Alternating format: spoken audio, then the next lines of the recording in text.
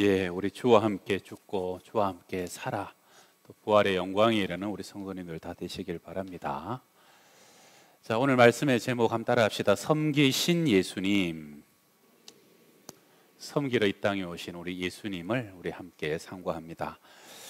성만찬은 마태마가 누가복음 공관복음에서는 성만찬을 기록했는데 사도 요한은 성만찬 대신에 그날 이루어진 세족식을 오늘 본문에 기록하고 있습니다.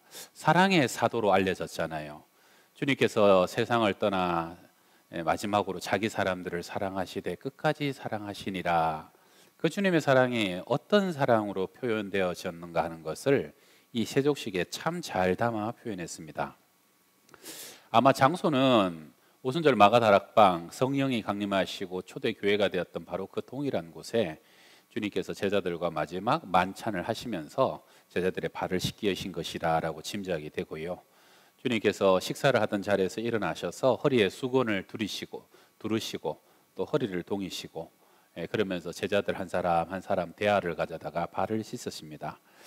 여러분, 고대 유대 사회가 굉장히 권위적이고 또 보수적인 사회잖아요. 랍비인 예수님이 허리를 동이고 또 대야에 물을 담아서 제자들의 발을 씻긴다 하는 것은 그 당시로는 굉장히 충격적인 일입니다. 또 그 나라는 샌들 신는 나라잖아요. 흙먼지에다가 땀에다가 얼마나 또 냄새가 많이 났겠습니까?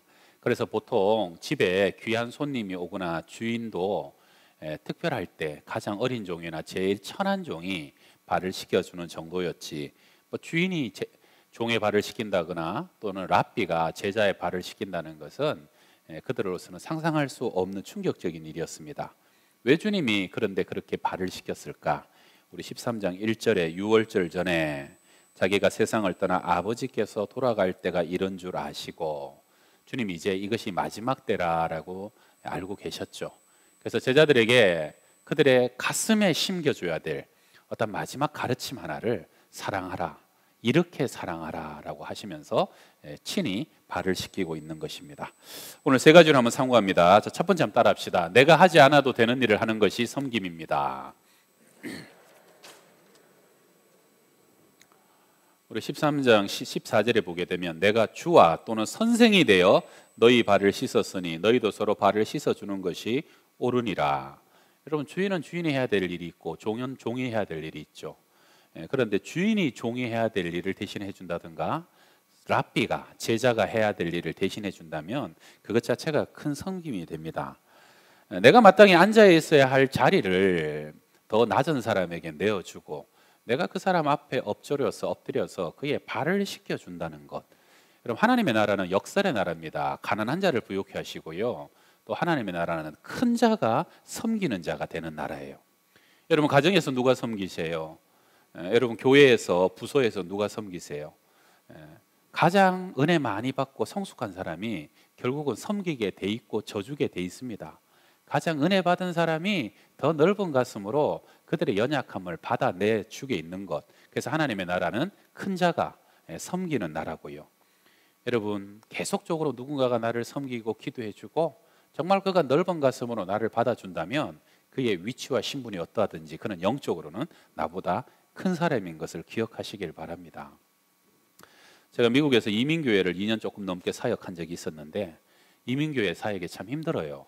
그런데 제가 이민교회에서 정말로 가슴 깊이 배웠던 것이 한 가지가 있는데 그거는 이민 목회자들의 섬기는 자세였어요.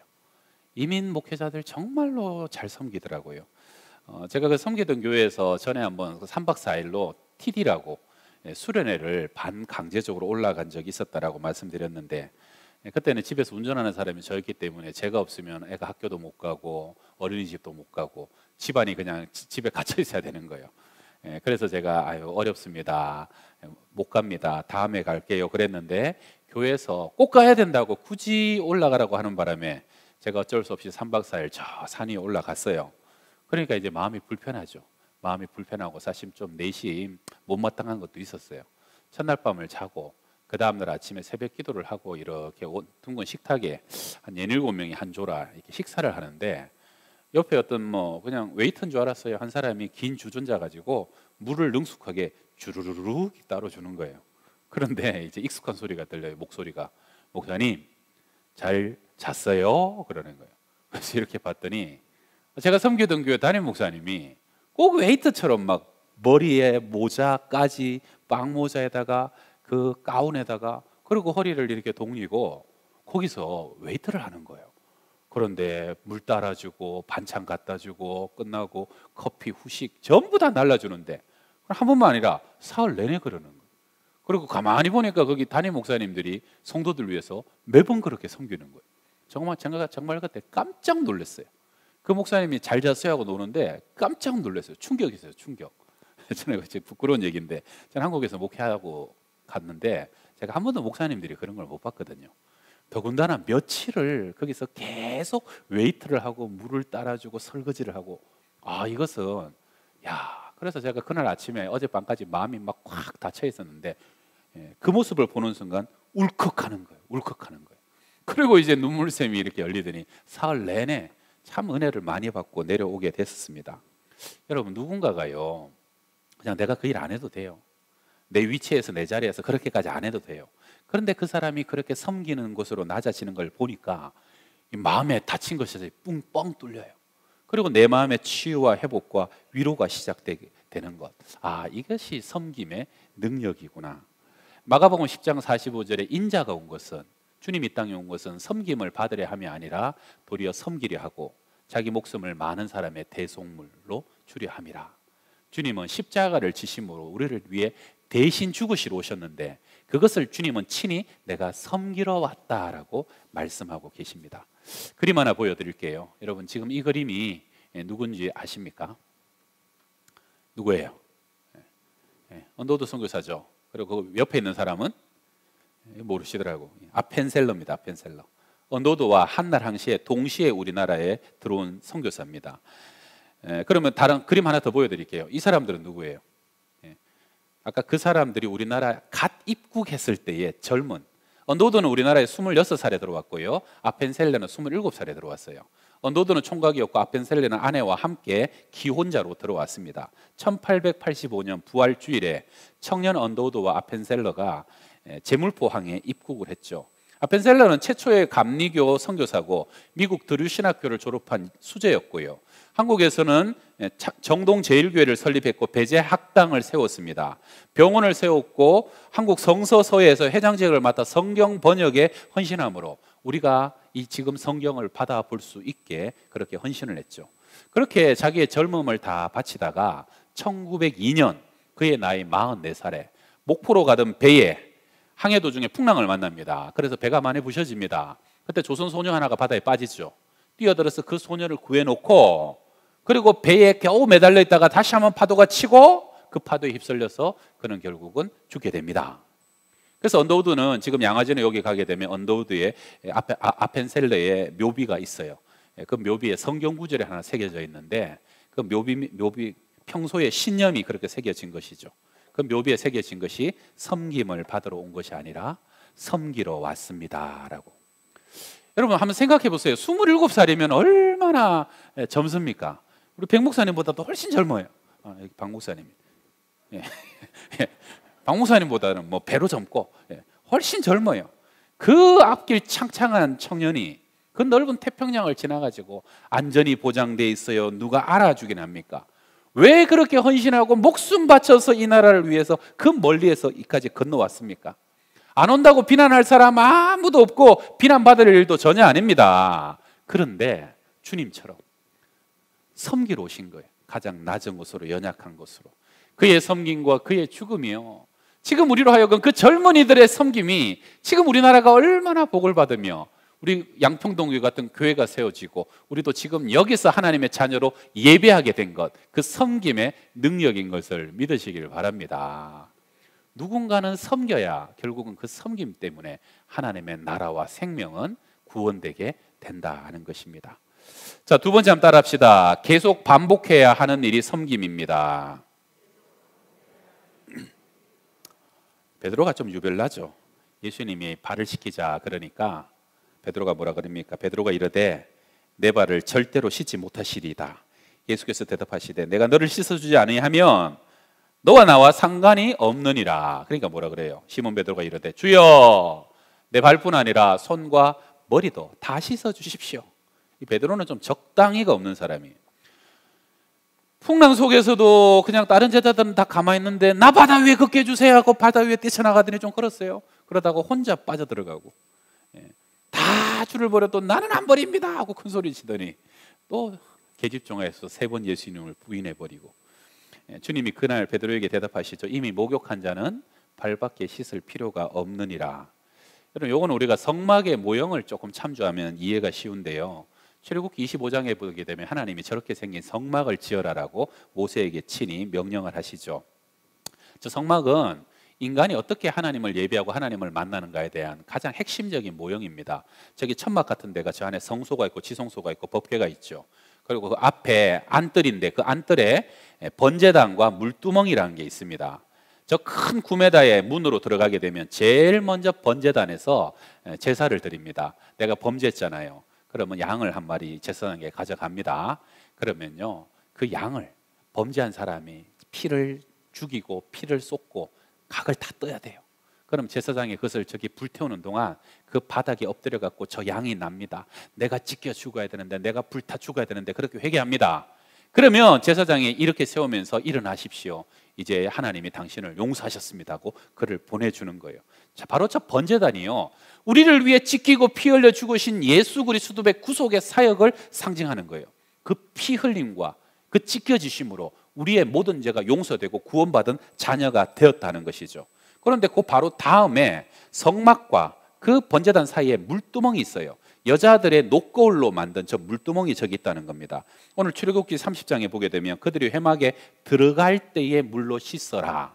그러니까 회막 안에 들어가기 전에 손과 발을 다시 한번 씻고 깨끗하게 해서 회막 안에 성막에 들어갈 것이며, 그 다음에 제단에 가까이 가서 그 직분을 행하여 화제로 살을 때에도 저 짐승을 화제하고 그렇게 하게도 전후에 손과 발을 제사장에게 깨끗이 씻으라는 것입니다. 앞에 번제단이요, 예수님의 피를 인한 단번에 회개를 상징한다 그러면 저 물두멍은 날마다 우리의 손과 발을 씻어내는 자백, 고백을 의미하는 것입니다. 여러분, 구원파들, 이단 중에 구원파가 있는데요, 구원파가 자주 묻는 질문이 당신 죄인입니까? 의인입니까? 라고 물어요. 자, 여러분에게 묻겠습니다. 여러분 죄인입니까? 의인입니까? 죄인이라 그러죠. 그러면 구원파가 뭐라 그러냐면, 당신 죄인이요? 예수님이 당신을 위해서 죽었는데 왜 죄인이냐고. 한 번 예수 믿고 용서받은 사람은 어떤 죄를 지어도 회개할 필요 없습니다 라고 그렇게 이제 주장하는 거예요. 맞는 것 같기도 하고 아닌 것 같기도 하고. 여러분, 그때 이 번제단을 기억하시면 좋아요. 우리는 번제단에서 구속받고 피 흘림으로 씻김 받았어요. 그러나 날마다 우리의 손과 발을 다시 씻어야 되는 거예요. 여러분, 홍해를 건너감으로 이스라엘 백성들이 바로와 결별하고 하나님의 나라의 백성으로 응해하고 태어났어요.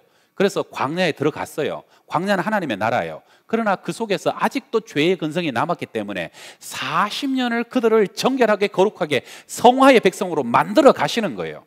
그래서 여러분, 우리는요, 번제단을 통해서 거듭나고 하나님의 자녀로 중생의 구원을 받았지만, 무슨 구원이요? 중생의 구원을 받고 거듭나고 태어났지만, 그러나 거룩해져가는 성화의 구원으로는 여전히 죄인인 거예요. 그래서 이렇게 대답하셔야 됩니다. 한번 따라해 봅시다. 중생의 구원으로는 의인이지만 성화의 구원으로는 죄인입니다. 그래서 주님이 목욕한 자는 발밖에 씻을 필요가 없느니라.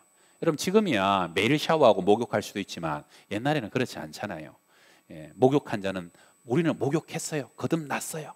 우리는 모든 것이 죄가 씻겨졌어요. 그러나 날마다 더 거룩하게, 더 예수 닮아가는 모습으로 빚어져 나가는 날마다 성화의 삶으로 우리는 세워져 가야 된다 하는 것이죠. 어제 이제 목회자들이 토요일마다 모임하면서 또 말씀을 나누는데, 아버지를 목사님으로 둔 분들이 좀 있어요. 그 중에 한 분이 이런 얘기합니다. 자기 아버지는 옛날에, 야, 나는 교회에서 세족식 퍼포먼스로 일회성 행사로 하는 건 별로더라. 진짜 섬김을 가르치려면 한번 하고 마는 것보다는 오히려 우리 같은 이 경사진 동네에 제일 먼저 나가서 눈이 올 때마다 누가 치웠는지 모르게 눈을 치워주는 거, 그게 진짜 섬김 아니겠느냐. 또 날마다 나가서 예수 안 믿는 사람 구원받으라고 전도하고 전도하는 것, 그것이 우리 주의 종들의 섬김 아니겠느냐. 그러면서 진짜 섬김은 매번 또 하고 또 하고 반복적이고 일상적인 것이 참된 섬김이다, 그렇게 가르쳐 주셨다는 거예요. 그 참 진리죠. 이벤트가 아니라 삶 속에서 남들이 잘 안 안아줘요. 참 아이러니한 게 뭡니까? 그렇게 섬기면, 어쩌다가 한 번 섬기면 남들이 고마워해요. 그런데 매번 섬기고 반복하면 남들이 막 모릅니다. 그냥 당연한 줄 알아요. 제가 신대원 다닐 때 제가 섬기던 교회에서요, 교육전사님들, 신대원생들은 전부 다 전액 장학금을 학교로 보냈어요. 그래갖고 저도 신대원 다닐 때는 학비 걱정 안 하고 아주 그냥 공부만 했어요. 그런데 제가 다니는 교회 조금 떨어진 교회, 그 교회는 더 큰 교회인데, 그 교회에서는 신대원생들을 전액을 주는데 몇 년에 한 번은 꼭 장학금을 안 줘버리는 거예요. 몇 년에 한 번. 근데 그때가 언제인지 몰라요. 그러니까 그 교회 전사님들은 하여튼 신학기가 시작될 때마다 입금되고 장학금이 와야 오는 거예요. 그래서 항상 하나님께 기도해요. 하나님, 이번에도 안 주시면 안 됩니다. 하나님, 이번에도 꼭 주십시오. 막 기도하다가 어느 날 장학생 명단에 장학금 들어왔습니다 하게 되면 감사합니다, 고맙습니다, 그리고 교회도 감사하고 하나님께도 감사하고 너무너무 고마워하는 거예요. 근데 제가 섬기던 교회는 매번 주니까 사실 처음에는 고마웠는데 나중에는 지금 장학금이 들어왔는지 안 들어왔는지도 모르고 그냥 살아가는 거예요. 별로 감사가 없어지는 거죠. 여러분, 그러면 교회가 매번 장학금 주는 게 좋은 거예요? 한 번씩 안 주는 게 좋은 겁니까? 네. 질문 바꿔볼까요? 두 교회 중 어느 교회가 전도사님들에게 더 많이 베풀고 전도사님을 더 잘 섬기는 교회입니까? 여러분, 희한하죠? 더 많이 끊임없이 계속 베풀면요, 인사도 못 받고 감사도 별로 못 받습니다. 어쩌다가요, 누가 밥 한번 사주면 너무 잘 먹었습니다, 고마워요 막 그러다가 날마다 밥 차려주는 여자 보고는 고맙다는 소리 안 해요. 안 차려주면 왜 오늘 밥 안 주냐고 막 그러고. 여러분, 또 매달 월급을 꼬박꼬박 갖다 주고 꼬박꼬박 입금돼요. 그런데 별로 고맙다는 소리 안 해요. 근데 누가 봉투라도 한 번 주고 선물 한 번 주면 너무너무 고맙다고 그래요. 그러니까 우리 남편분들, 월급을 매번 꼬박꼬박 갖다 주는 게 좋겠어요? 한 번씩은 안 갖다 주는 게 좋겠어요? 여러분, 감사를 잊어버리신 분은 꼭 기억하셔야 돼요. 매번 끊임없이 나를 섬기는 것이, 그것이 제일 큰 감사입니다. 할렐루야. 그리고 나 끊임없이 섬기는데 몰라주는 사람, 그런 사람들도 기뻐하세요. 몰라줘야 하늘의 상이 크답니다. 할렐루야. 예. 여러분, 진짜 섬김은 몰라줘도 하나님 때문에 계속 섬기는 거예요. 큰 자가 섬기는 거예요. 감사 못 받아도 섬기는 거예요. 그렇게 섬기셨다면 앞으로도 쭉 섬기시며 하늘의 영광 바라보시기를 축원합니다. 자, 세 번째 한번 따라 합시다. 상대의 반응에 상관없이 끝까지 사랑하는 것이 섬김입니다.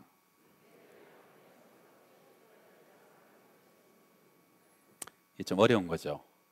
일본이 나온 유명한 성인이 두 사람이 있는데, 우찌무라 간조와 가가와 도요이코가 대표적인데, 가가와 도요이코는 청년 시절에 폐병 환자였어요. 그때는 피 쏟으면 전염병이기 때문에 막 신학교도 버리고 교회도 버렸죠. 그런데 나가노 목사님이란 분이 그 청년을 받아줍니다. 그래서 나가노 목사님은 돌아가실 때까지 가가와 도요이코 한 사람만을 목회합니다. 성도가 없어가지고. 그런데 이 가가와 도요이코의 청년이 각회를 할 때마다 그 목사님이 자기 손으로 그걸 다 쓸어서 닦아주고 다시 밥을 차려주고, 그렇게 이 청년을 양육하고 섬깁니다. 나중에 이 가가와 도요이코가 폐병 낫고 훌륭한 목사님이 되죠. 오사카에서 빈민 목회를 하는데, 그때나 지금이나 너무 못 먹는 사람들은요, 이 변비가 그렇게 극심해요. 예. 그래서 한 번은 이제 방송국에서 이 가가와 도요이코 목사님을 촬영하러 갔는데, 세상에 그때 마침 그 변비 들린 딱딱하게 차돌처럼 굳어 있는데 그걸 침으로 녹여가지고 그걸 긁어내고 있는 거예요. 기자가 깜짝 놀랍니다. 그러면서 아무리 예수를 믿어도 그렇지 당신은 어떻게 이렇게까지 할 수 있습니까? 이때 유명한 대답을 해요. 나는 배운 대로 합니다. 내 선생 나가노 목사님이 내 피를 자기 손으로 치니 죽을 수도 있는데 그걸 자기 손으로 그렇게 오랜 시간 닦아주셨습니다. 내가 내 손으로 못할 게 뭐가 있습니까? 당연한 겁니다. 여러분, 우리의 자녀들이요, 나중에 참 좋은 믿음으로 살아가서 누가 너 어떻게 이런 믿음으로 살아가냐 그럴 때 그냥 아버지 하시던 대로 하는 건데요. 우리 엄마 기도하던 대로 나도 그냥 기도하는 건데요. 우리 할아버지 하시던 거 봤거든요. 받은 자녀는요 사랑하게 됩니다. 섬김을 받은 자녀는 베풀 줄 알아요. 기도하는 것을 본 자녀들이요 나중에 기도하게 되고 예배하는 가정 안에서 예배하는 자녀가 일어나게 되는 겁니다. 제가 우리 교회 홈페이지에 요즘 특세 은혜 나눈 게시판이 있어요. 홈페이지에 가보시면 있는데 한 집사님이 어릴 적에 엄마 손잡고 구역 예배를 다녔대요. 그리고 그때 그 어린 것이 뭘 알겠습니까? 근데 그때 은혜 받은 것이 세월이 그렇게 흘렀는데 그 은혜가 지워지지 않는다는 거예요. 옛날에 구역 예배 기억나시죠? 얼마나 잘 모입니까? 찬송을 또 얼마나 뜨겁게 하고 열정적으로 하고 기도하고, 그리고 또 집집마다 가면 한 달에 한 번은 돌아와요. 그럴 때마다 있는 거 없는 거 내놔서 대접하면서 저렇게 대접하는 거구나, 저렇게 섬기고 저렇게 교제하고 저렇게 기도해주고, 구역 식구가 우리 가족이네 가족. 그러면서 그렇게 배운 사람은 또 다른 사람을 그렇게 섬기는 거예요. 여러분, 저도 어릴 적에 엄마 기도원 가면 가가지고 막 철야가면 처음에는 막 사람들 미친 줄 알죠. 죄야 하면서 막 미친처럼 기도하죠. 근데 나중에 보면 내가 그렇게 기도하고 있는 거예요. 여러분, 새벽에 애들이 와가지고요 저기서 막 졸아요, 자요. 엄마 옆에서 배겨 자요. 그런데도 새벽에 아이들이 느끼는 거예요. 아, 이렇게 와서 기도하는 거구나. 그런 아이들은요 나중에 인생이 어렵고 힘들면요 저도 모르게 새벽에 와서 앉아 있다니까요. 여러분, 옛날에 산기도 기억나십니까? 저도요 신학교 다닐 때 산기도 다니는 사람이 많았어요. 그 산에 가면, 아차산 그런 데 가면, 삼각산에 가면 세상에 비가 오고 눈이 오는데도 비닐 뒤집어서 가지고 막 그 추운데 막 2시간 3시간을 기도하고 나중에 비닐 벗겨놓으면 땀이 젖어가지고 저렇게 기도하는구나. 밤에 무서운 줄도 모르고 막 밤마다. 그런데 지금은 상교도 하는 사람이 없어요. 왜요? 본 게 없으니까. 내가 너희에게 행한 것 같이 너희도 행하게 하려고 하여. 내가 너희에게 지금 본을 보이고 있다는 거예요. 여러분, 눈으로 본 것은요 귀로 들은 것보다 훨씬 오래 갑니다. 삶으로 몸으로 보여준 것은 저도 모르게 가슴에 심장에 새겨지게 되는 것입니다. 그래서 사실은 우리는 말하는 것보다 보여줘야 되고 우리의 삶으로 살아내는 것을 자녀들이 보게 해야 된다는 것이죠. 여러분, 제자들도요 이때 세족식의 의미를 깨닫지 못했어요. 주님도 베드로에게 내가 지금은 다 알지 못하지만 나중에 알게 되리라, 나중에 깨닫게 되리라 그래요. 베드로가 주님 승천하시고 떠나시고 난 뒤에 그가 한참 사역할 때 베드로 전서 5장에 젊은 자들아 이와 같이 장로들에게 순종하고 다소로 겸손으로 허리를 동이라. 겸손으로 허리를 동이라는 게 뭔 말이에요? 그때 예수님이요 띠를 두르고 수건을 허리에 두르고 그리고 섬기신 바로 그 모습을 지금 베드로가 그대로 표현하는 거예요. 진짜 겸손이 뭔지 아냐? 주님이 나 같은 자의 발을 씻기려고 허리에 수건을 두르시고 내 발을 씻겨줬다는 게, 그것이 그 베드로의 가슴에 그때까지 남아 있는 것이죠. 제가 주중에 그 권사님 몇 분들과 식사하다가요 아주 옛날 분 얘기를 한참 하시길래 본인들끼리 그 누구 얘기하냐고 했더니 우리 교회 돌아가신 분 중에 이인의 집사님이라는 분이 계셨답니다. 이인의 집사님, 체구가 자그만하고 아들만 셋을 두신 분인데 얼마나 교회를 사랑하고 내 집처럼 섬기고 또 열심히 섬기는지. 이분이 나이가 드셨어도 우리 교회 그때 뭐 밥솥이 컸는가 봐요.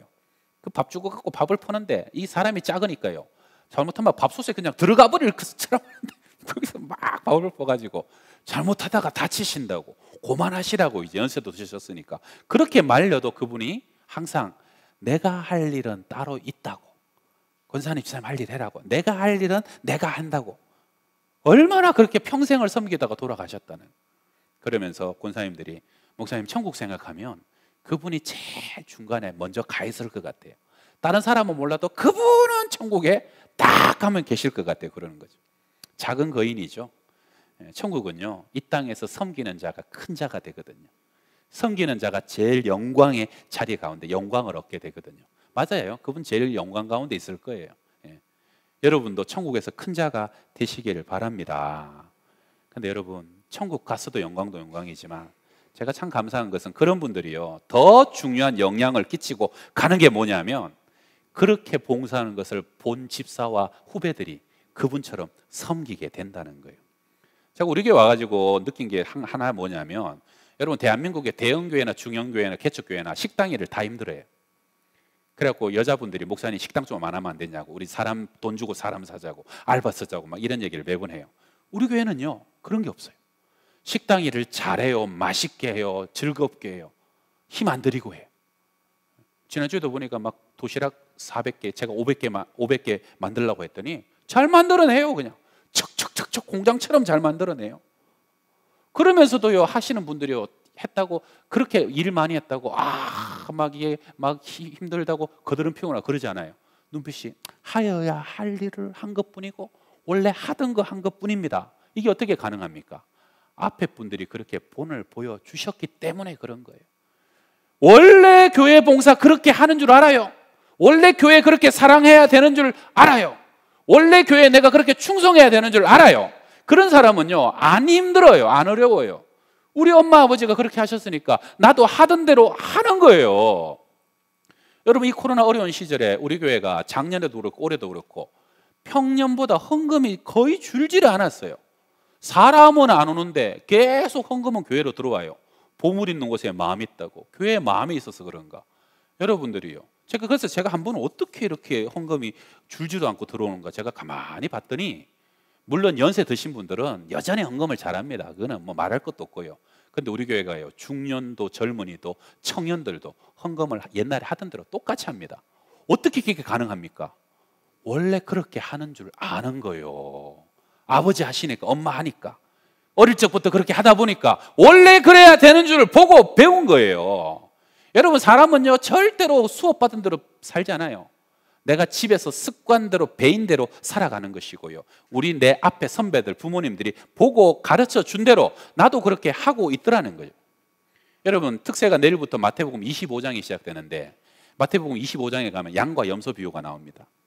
그러면요 예수님이 이 영생의 상을 받을 자들아, 너희들이 내가 목마를 때 마시게 했고 내가 추릴 때 먹게 했고 옷을 입혀 주었고 옥에 갇혔을 때 나를 돌봐줬지 않느냐, 상 받으라 상 받으라. 그런데 그 사람들이 뭐라 그래요?